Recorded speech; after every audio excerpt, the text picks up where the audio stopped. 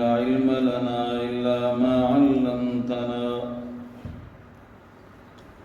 إنك أنت العليم الحكيم. سبحان الله والحمد لله ولا إله إلا الله والله أكبر ولا حول ولا قوة إلا بالله العلي العظيم. اللهم صل على سيدنا ومولانا محمد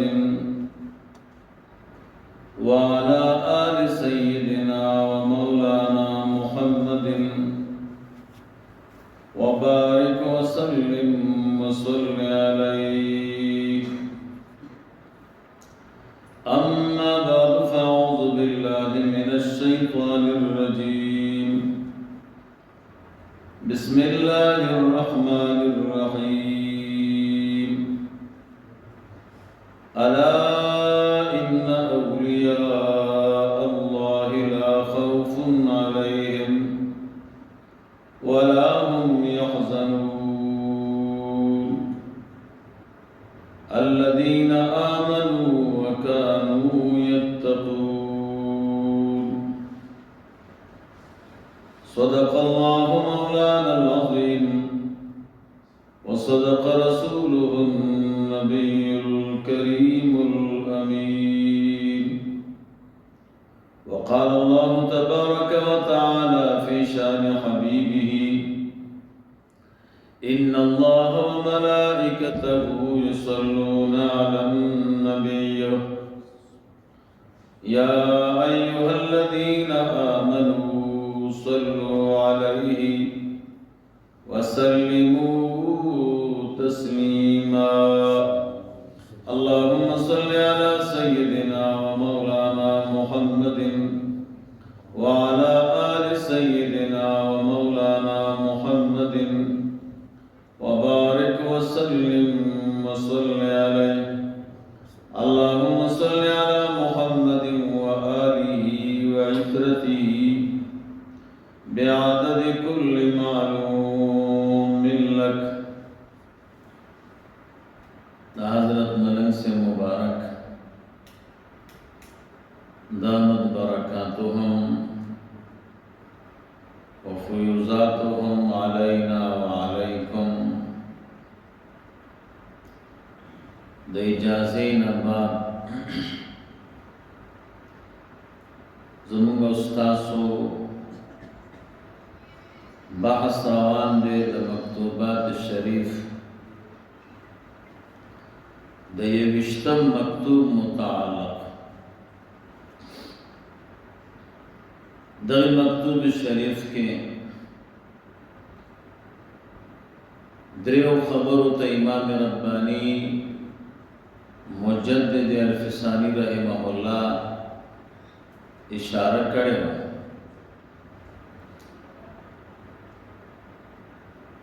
چاولنې خبره د اولیاء متعلق و. دویمه د نقشبندی مبارکه د فضیلت او د شرافت په نسبت د نور طرقو، او دریمه خبره بیان د مراتب د اولیاء. څلورم پکې څه اصطلاحي خبرې دي هغه اگر که نورو مکاتیبو کې را روانې هم دي، نو دو خبرې مو ختمې کړې وې. د ننني درس تعلق مو د درېمې خبرې سره چې دې ته مراتب د اولیاء وایي، بیان د مراتبو د اولیاء. څنګه چې دنیا کې یو نظام جوړ دی د بادشاہي، او الله تعالی دا دنیا چلای او د دې تنظیم برابرای په واسطه د مخلوقات باندې. یو پکې بادشاہي، باقی وزیرانی، رئیسانی، قماندانانی، قاضیانی، مفتیانی، چوکیدارانی، پولیسی دې باندې د دنیا دا حکومت روان دی. الله جل جلاله په دې قادر دی چې بغیر د دې نظام ظاهری نه دا دنیا و چلای، بغیر د بادشاہ نه، بغیر د وزیر نه، بے د رئیس نه. الله تعالی قادر مطلق دی او کامل قادر دی. د دې مخلوق د واسطو نه بغیر هم چلولی شي. خدا الله تعالی عادت مبارک دا دی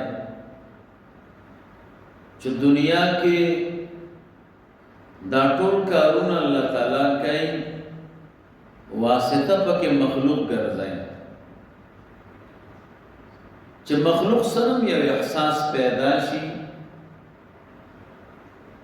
یو کار ورته حواله شي چې د الله تعالی نعمتونو شکر ادا کی او همداسې لټه مختن شي، چار څه تیار راځي، وظیفه بکې، کار بکې، بیا بتا ته تنخواه درکې، رزق به درکې. دا الله تعالی رزق درکې، لیکن دنیا دار الاسباب.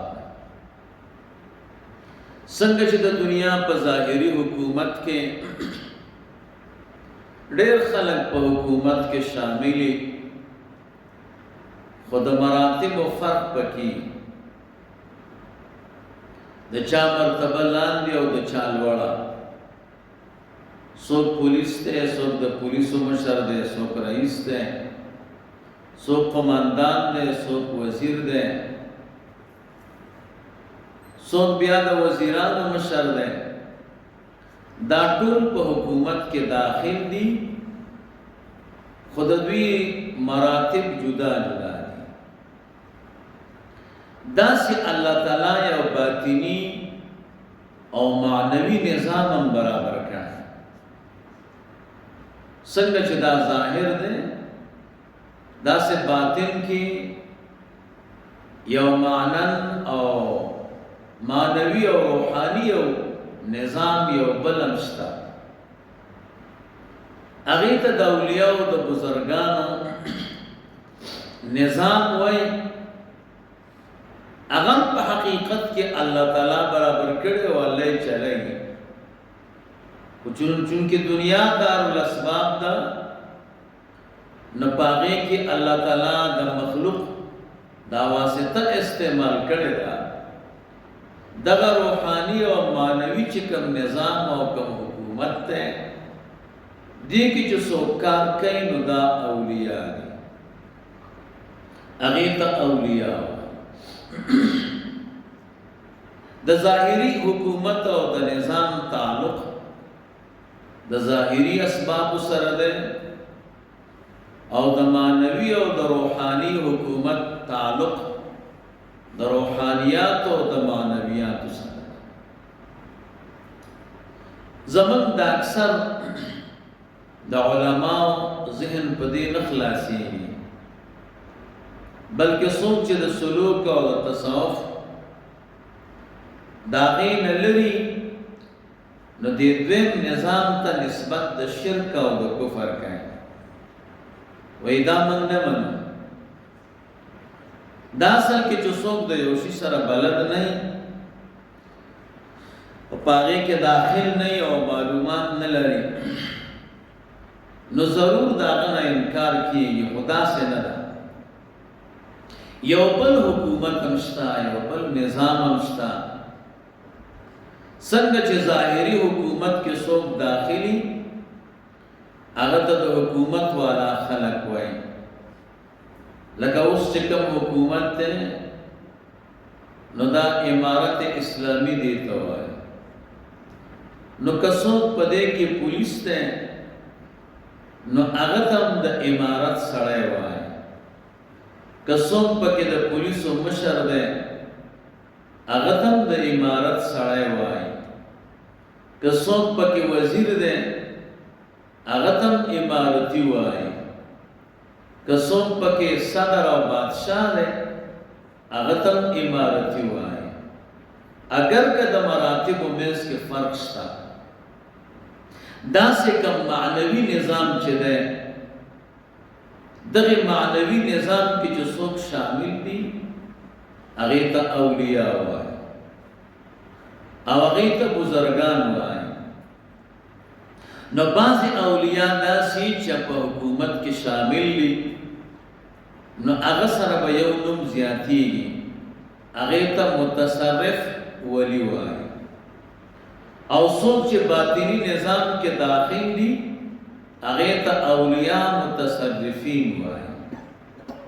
او څوک چې دغه معنوي حکومت کې نه دي داخل خدا الله تعالی قرب ورته حاصل دی او د دغه اولیاء سره ربط دی نو هغوی ته اولیاء وایي، خو د متصرف قید پکې نه.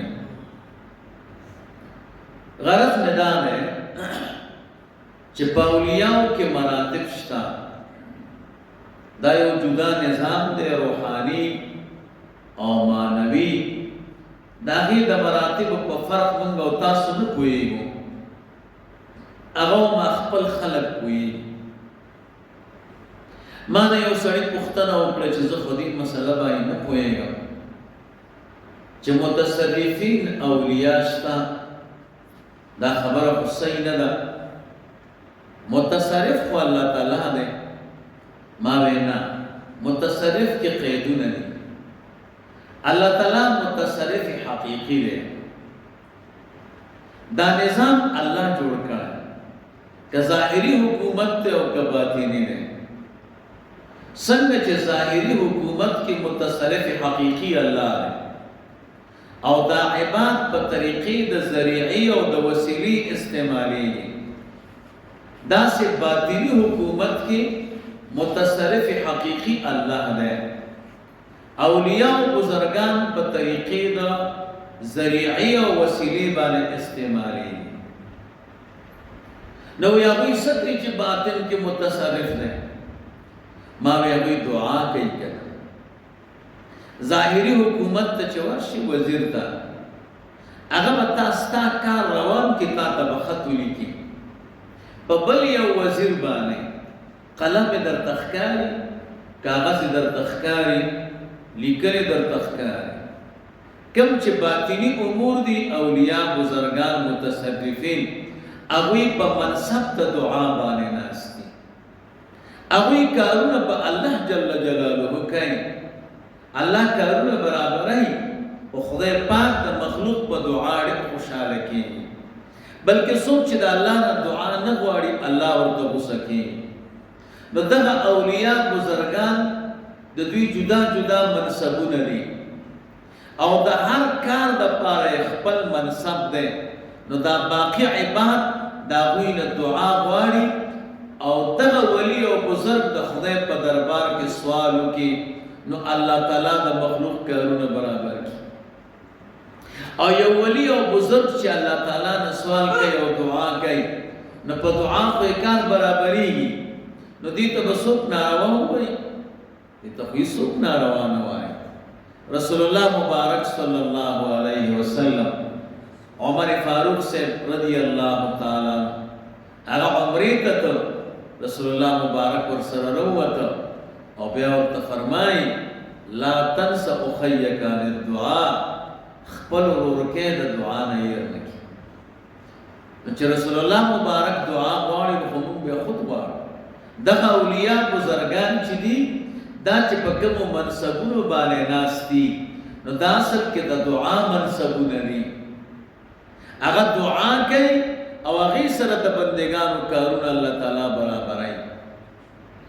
غرض مې دا دی دا داسې موضوع ده چې دا به ستاسو ذهن کې پوره کینی هم نه، خو تاسو ته مې اسانه تعبیر وکړه. انشاءالله که عمر بقا وکړه او بیا موقع راغله او په دې موضوع مې درته بحث کوم بیا مې درته انشاءالله ډېر اسانه کړم. خو بیا رانه خبره اوږدېږي. نن